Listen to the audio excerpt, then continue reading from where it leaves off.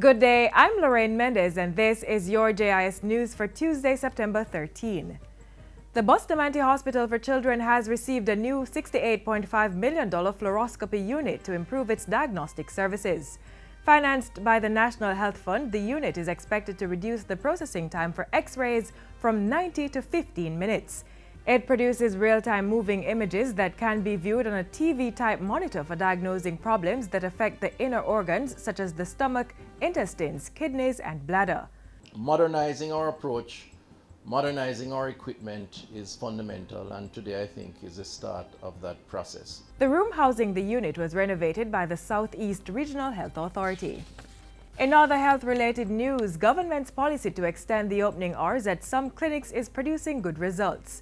Portfolio Minister Dr. Christopher Tufton says opening community clinics longer has helped to cut the demand on hospitals, effectively reducing the time it takes for a patient to see the doctor at these secondary healthcare institutions.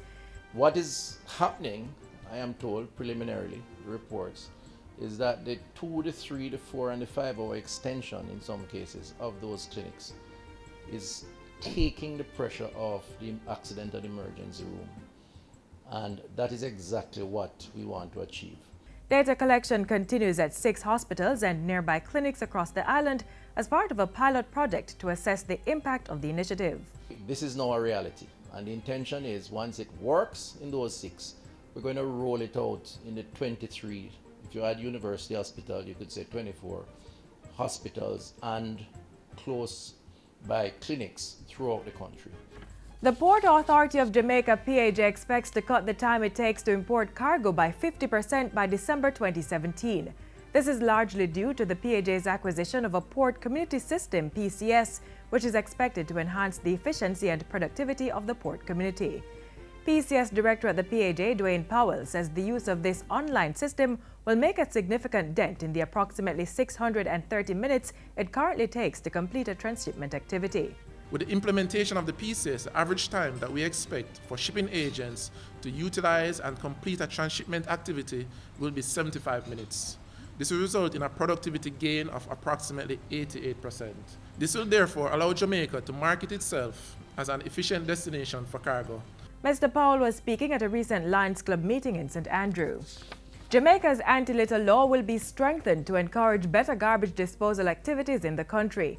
Local Government and Community Development Minister Desmond McKenzie says he will be making a submission to Cabinet to increase the penalties for the improper disposal of garbage under the National Solid Waste Management Act. He was speaking on Saturday on the first day of a 5-day cleanup program in Hanover.